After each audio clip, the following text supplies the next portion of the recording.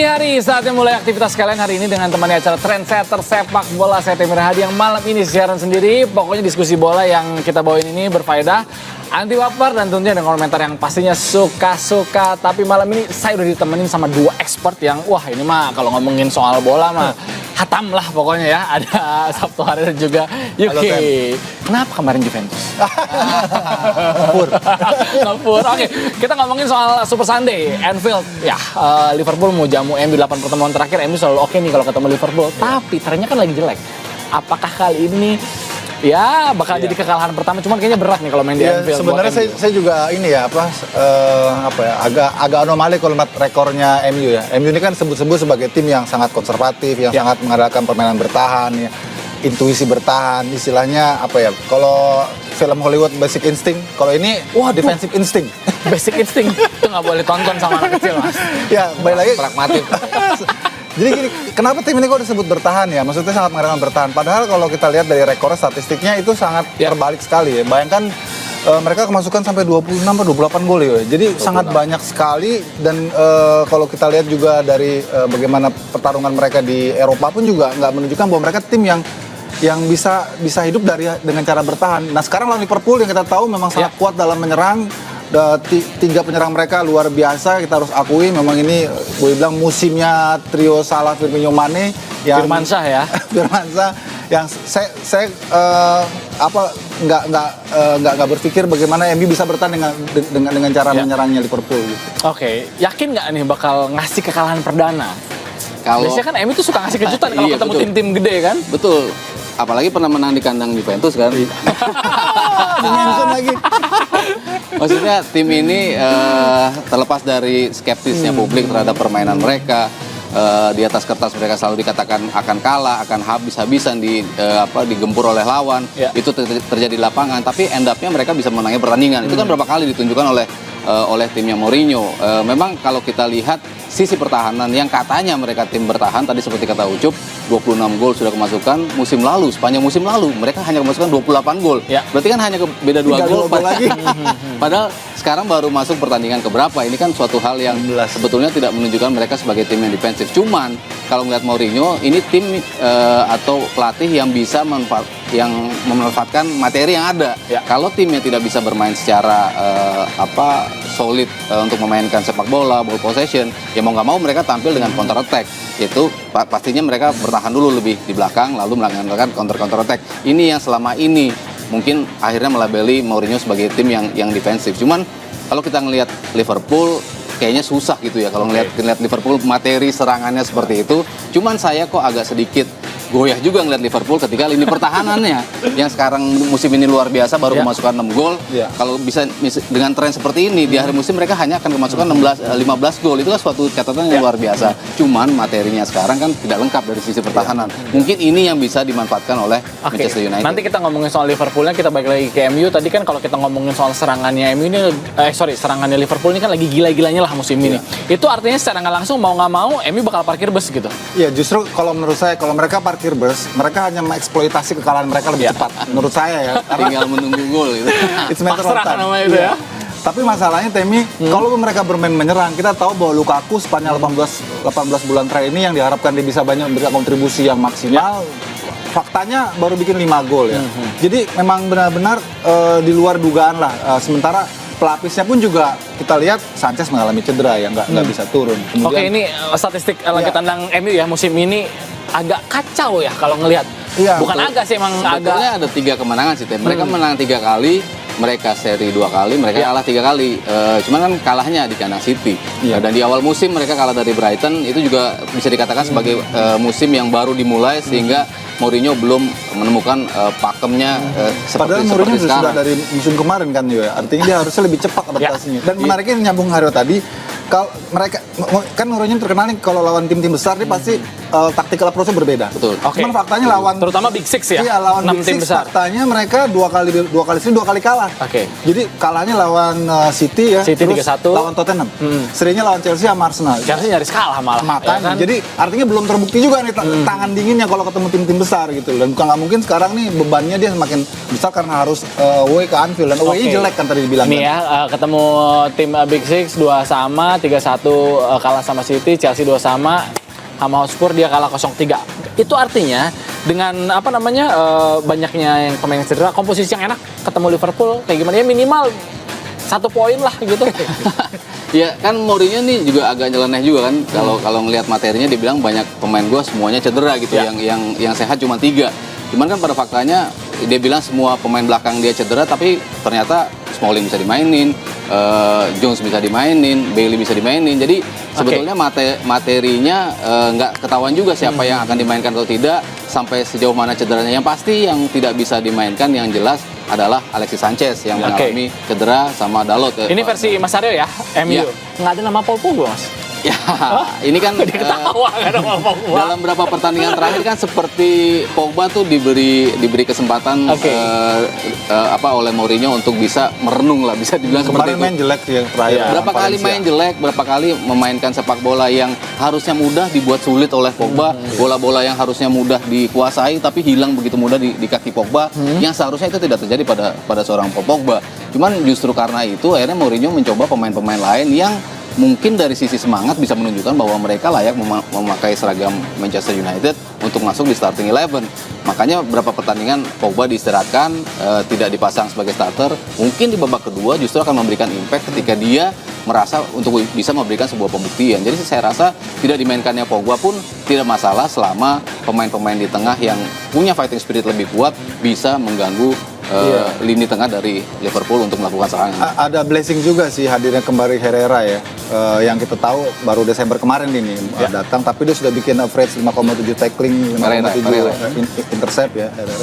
Yang saya kira ini yang bisa boleh dibilang menggantikan peran yang kurang begitu stabil lah dari Pogba.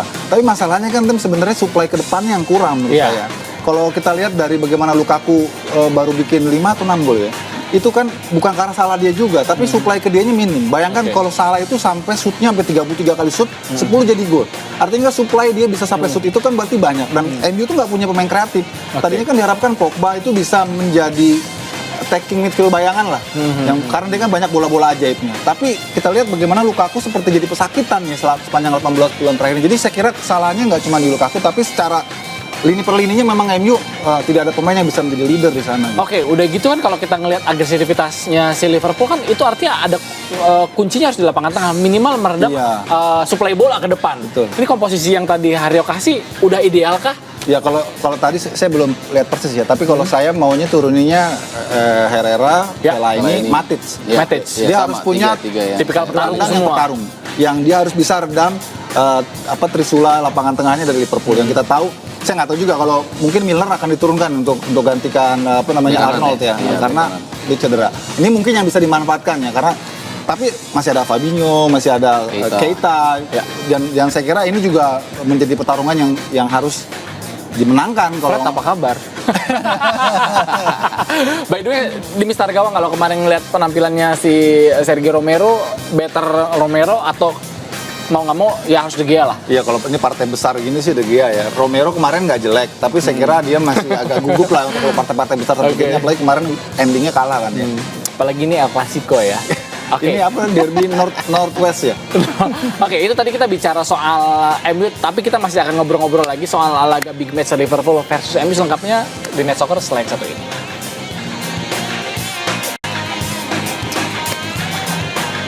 Ya, masih bersama kami di Net Soccer. Sekarang kita ke Liverpool. Kalau tadi kita udah ngomongin soal MU, Liverpool lagi krisis back tengah. Joel Matip, Joe Gomez, cedera. Ini solusi buat klub yang enak apa nih ketemu MU? Berat nih kayaknya nih. Iya, agak mudah ya. Pasti mau nggak mau gimana caranya dua bek yang tersisa, Van Dijk juga nggak boleh sampai cedera. Karena kalau cedera lagi dia nggak ada lagi servisnya. Ini yang paling penting. Iya, tinggal itu aja kan berarti kan kalau salah satu dari mereka cedera itu berbeda. Kalau menurut saya Liverpool pasti nggak ada cara lain kecuali dengan bermain sesuai dengan identitas mereka ya. Mereka hanya bisa bermain menyerang, hanya itu yang mereka tahu. Kalaupun bertahan mereka bertahannya di depan. Dan itu Oke. yang saya kira harus diantisipasi ini ya. Oke, tapi ini formasi sebetulnya saya. ada formasi Liverpool versinya Masuke ya. Depan tetap trio Firmansyah, Keita, Fabinho, Wijnaldum. Di Iya. lini tengah ini menarik, silahkan dipertanggungjawabkan. Iya, saya kira. Henderson nggak main? Iya, Henderson kemarin baru main ya. Ya. Kemarin waktu lawan Napoli luar biasa memang mainnya, tapi memang sepertinya disiapkan Fabinho dan Keita untuk pertandingan ini. Lebih bugar, lebih segar dan lebih mobile. Wijnaldum seperti biasa memang tidak terlalu kelihatan menonjol, tapi Wijnaldum banyak berikan kontribusi Ya. di laga-laga penting bagi Liverpool. Dan yang menarik sebenarnya menurut saya di sisi bek kanan ya, karena Milner harus turun ke sana. Nah, ini menarik nih. Nah, itu dia. Sebetulnya ini titik celah yang harus bisa dimanfaatkan. Ya. Kalau misalnya Rashford sama Lingard main duluan, saya nggak tahu Martial cedera benar atau enggak ya. Tapi kalau 2 ataupun 3 pemain muda yang bisa langsung main duluan, dan mereka bermain lebih cepat, karena itu yang mereka harus bisa lakukan. Kalau mereka bermain konservatif menunggu, mereka nggak ada efek kejutnya gitu. Dan Liverpool sangat nyaman kalau dengan cara bermain MU seperti itu. Oke, tapi kalau ngomongin soal Milner, kalau ketika Milner cetak gol di IPL, itu Liverpool nggak pernah kalah, Mas. Ini yang bahaya nih. Iya, ini kan pemain yang bisa dibilang anti teori ya. Kalau Iya. kita bicara umurnya sebetulnya udah nggak muda 32 lagi. tahun. Udah gitu kita perjalanan karirnya Tidak terlalu bersinar ya. tidak terlalu bersinar, cuman memainkan 500 pertandingan ya Iya, betul, 500 pertandingan, Premier luar League. biasa. Kemarin sebetulnya dia menjadi man of the match, tapi diberikan oleh Salah Iya. man of the match, tapi dia kasih ke Milner sebagai kado lah, dia 500 kali main di Premier League. Dari sisi permainan, ini pemain yang saya katakan tadi anti teori dari usia yang itu, cuman kecepatan dia masih punya. Crossing untuk memberikan umpan ke dalam kotak penalti masih dia miliki. Tembakan dari luar kotak penalti pun masih bisa diberikan oleh Milner. Cuman seberapa jauh dia bisa mundur ketika dia maju membantu serangan. Ketika tadi Ini yang jadi masalah, tadi ya. Yuki katakan ada Rashford di situ. Ya. Apakah Martial bisa dimainkan apa enggak? Pemain yang Lingard, pemain yang punya kecepatan untuk Iya. bisa menyisir sisi sayap dari United, tentunya ini akan menjadi masalah bagi James Milner. Makanya kenapa di tengah yang menjadi penting ketika tadi entah itu Wijnaldum, entah itu Fabinho atau Keita. Tapi kalau saya mungkin cenderung Henderson kalau sebagai seorang kapten Ya. yang punya pengalaman banyak melawan United juga. Dia punya sosok kepemimpinan terhadap teman-temannya. Saya rasa pemain ini yang lebih cocok untuk bisa menjaga kesolidan lini tengah dari Liverpool. Tapi kan yang jadi masalah bukan cuma sektor sayap pertahanannya si Liverpool aja. Permasalahannya Firmansyah ini belum pernah cetak gol satu pun ke gawang MU. Nah, ini menarik nih. Ini kan senjata utamanya Iya. Liverpool gitu kan 2 musim terakhir nih. Kalau kita track recordnya sebetulnya memang mereka belum menunjukkan itu ya. Ya. Tapi kalau dari sisi kekinian ya, kita tahu bahwa Liverpool sekarang kan memang sedang luar biasa. Ini pertama kalinya Liverpool jeda 16 poin dengan MU. Ya. Jadi dilihat dari sisi apapun Liverpool pasti difavoritkan. Dan saya lihat juga rekor antara Klopp dengan Mourinho juga Klopp sedikit lebih menang ya. Kalau nggak salah 3-4-2 gitu. Jadi 3 kali menang, 4 kali 2 kali kalah. Jadi dari situ saya juga bisa counter bahwa sebenarnya secara pengalaman Klopp ini sudah mulai hafal dengan gayanya Mourinho, dengan anti teorinya dia, dengan caranya dia memprovokasi permainannya. Kemudian ini kan sejak dari tahun 2012 mereka sudah saling bertemu ya bersama waktu itu Dortmund, kemudian Mourinho di Madrid sampai sekarang. Jadi saya kira lebih ke bagaimana kejelian dari Klopp ini untuk bisa mengatur strategi yang tepat lah dalam situasi pertandingan berjalan yang menurut saya. Cuman yang kalau saya puji dari Klopp di musim ini, sekarang dia tidak ngoyo seperti di musim-musim kemarin. Kita tahu gimana ngebutnya striker-striker Liverpool di musim-musim kemarin. Bagaimana mereka langsung masuk gigi 5 ketika start. Mereka bisa mencetak 3 gol, mereka unggul 3-1. Contohnya laga lawan Bournemouth di musim kemarin. Mereka unggul 3-1, tapi endapnya mereka bisa kalah dengan skor 4-3. Ya. Mereka sempat unggul lawan City, tapi akhirnya mereka hampir disamakan oleh City. Mereka sempat menang lawan AS Roma, tapi di pertandingan berikutnya mereka kalah dari AS Roma. Ada hal-hal yang sekarang mengubah gaya permainan dari Liverpool. Agak sedikit bisa dikatakan berbau pragmatis juga. Ketika skor 1-0 sudah bisa untuk bisa memenangi pertandingan. Ketika skor imbang sudah dikatakan cukup ketika mereka melawan Chelsea. Jadi kalau saya melihat kedewasaan seorang Klopp, justru di musim ini menunjukkan bahwa mereka tidak harus ngoyo untuk bisa mencetak gol banyak, tapi mereka akan kebobolan banyak juga. Tapi mereka agak sedikit mengerem. Ini terbukti dari kurangnya gol yang dipasok oleh trio di depan, dan pasokan dari tengah pun tidak begitu banyak seperti musim kemarin. Tapi paling tidak ini lebih stabil dari sisi permainan secara overall. Oke, kalau gitu kasih kita semua prediksi. 2-1 Liverpool. Liverpool. Asik.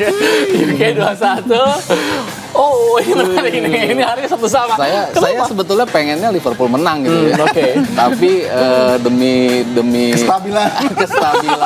demi karir Mourinho juga.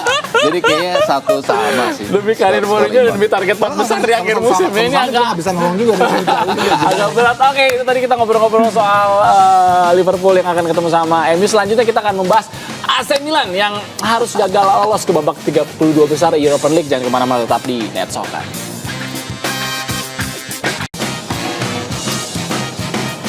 Oke, masih bersama kami di Net Soccer. Aduh, ini kalau ngomongin AC Milan agak bingung ya.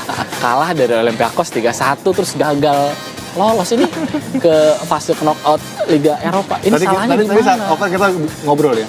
Milan itu gagal memenuhi 4 kemudahan sebenarnya. Oke, Pertama, yang pertama. menang, kedua seri, Iya. ketiga kalah 1-0 pun juga lolos. Oke. Keempat, boleh kalah selisih 2 gol tapi jangan 2-0 dan 3-1. Dia pilih 3-1. Kalau- Bayangin time kalau kayak gitu di Indonesia, nggak disebut match fixing tuh kalau di Indonesia. Oke. Karena dipilih yang sulit gitu. Iya. Kalau dari sisi pertandingan ya, mungkin saya ngelihatnya apes juga sih Milan. Kita bicara shots, mereka sama-sama 18 kali melakukan Ya. shots. On targetnya 9 berbanding 8. Sebetulnya nggak jauh, mereka banyak melakukan shots on target. Terus dari sisi statistik lain, kecuali ball possession mereka kalah 51-49. Tapi selebihnya mereka unggul. Bola udara, ya tadi tembakan yang sama, terus tackling, corner segala macam statistik sebetulnya mengunggulkan AC Milan. Tetapi ya itu, sepak bola bukan statistik, hasil di atas lapangan menunjukkan. Dan satu lagi, orang yang skeptis ketika MU menjuarai Liga Eropa ya ini udah gol ya. Iya. Ya. Dan, Oke. dan ini tim yang dikritisi oleh Leonardo ya, direktur olahraganya Milan. Kenapa kompetisi sebesar European League ini kok nggak pakai VAR gitu? Ya. Jadi sangat memalukan menurut dia. Dan terakhir tadi bagaimana dalam tayangan ulang itu kan golnya sudah sah ya. Oke, terus fokusnya mau kemana? Liga Eropa nggak lolos? Saya kira ini bukan salah Gattuso, bukan salah Di- Higuain atau di bukan Serie A salahnya pemain-pemain berat, Milan. Ini ya salah kan? pendukungnya. Salah Kenapa dukung Milan? maaf nih ya, maaf nih. Bukan saya Kenapa ngomong dukung ini. Milan? Paling kan musim ini salah pilih. tim. Oke, salah pilih tim. Terus kalau kita bicara peluang tim-tim Liga Italia, ada Lazio ya berarti yang lolos ke Iya. 2 besar. Terus ada Lazio, Napoli, Napoli turun kan di turun ke Premier League. Iya. sama Inter satu lagi. Ini Iya. peluang mereka kalau bicara Liga Eropa Ya, masih yang bisa. yang tadi saya sambung, orang ketika Mourinho juara bersama United dibilang di liga ini terang aja bisa menang. Susah kan? Main di Liga Eropa Ya. tuh susah gitu loh. Mengakali mereka main di hari Kamis, timnya justru tim yang susah dikalah Iya, tim yang sulit ya. sulit yang- untuk secara permainan, tidak Militan. mudah untuk bisa juara di situ. Dan kalau kita lihat masih ada Sevilla di situ, Iya. masih ada Villarreal, tim-tim yang spesialis turnamen iya, ya. yang tim yang jago lah dalam sistem home Ya. and away. Saya rasa sulit juga bagi Berat tim ya. seperti Lazio. Oke, atau Inter. by the way, Hario, UK, Iya, thank you loh. ini, sama-sama. Ini ada apa ya? Saya bingung nih mau ngomong apa. Nggak kerasa ternyata udah 2 tahun lebih kita ngomongin bola, diskusi bola, nemenin soccer people semua. Hari ini mungkin menjadi hari terakhir buat Net Soccer di tahun 2018, menghibur kalian, ngasih informasi kalian. Saya Temira Hadi, mewakili teman-teman host yang lain, Valen, Bimo, Panji, Cicio, Rana, ada Mas Aryo UK, Coach Justin, sama tim semuanya. Minta maaf kalau ada kalimat-kalimat yang nyindir, yang ngejek segala macam. Itu Jangan semata-mata baper, untuk menghibur, jangan baper. Yang pasti sekali lagi terima kasih banyak udah menemani malam-malam kita setiap hari. And see you when I see you. Bye-bye. Jadi sedih begini.